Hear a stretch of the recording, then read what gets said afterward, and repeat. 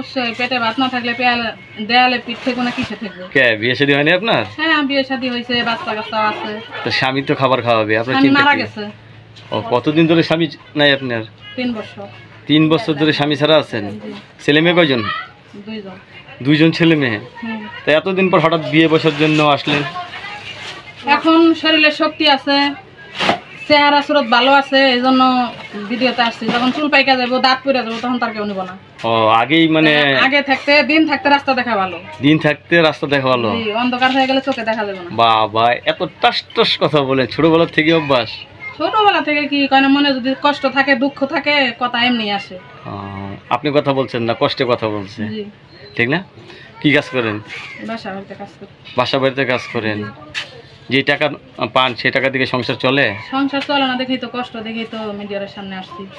রাতে ঘুম হয় না?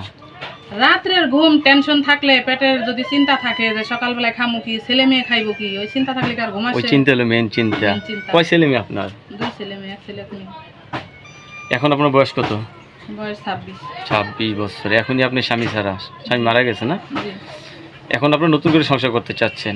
আচ্ছা, যেহেতু আপনার স্বামী মারা গেছে, অনেকের বউ মারা গেছে, অনেকের বউ চলে গেছে, এই সমস্ত পুরুষরা তো আর সিঙ্গেল থাকবে না, তো এরা তো ডাবল হবে।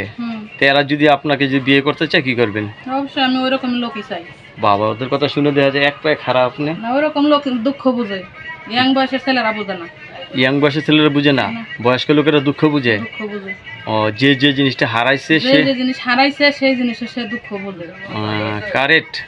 লেখাপড়া করছেন নি কিছু? না, লেখাপড়া করি না। লেখাপড়া করেন না। হাতের কাজ কি কি জানেন আপনি? সেলাই মেশিনের কাজ জানি। সেলাই মেশিন আছে? ছিল, ওটা নষ্ট হয়ে গেছে, আবার বিক্রি করে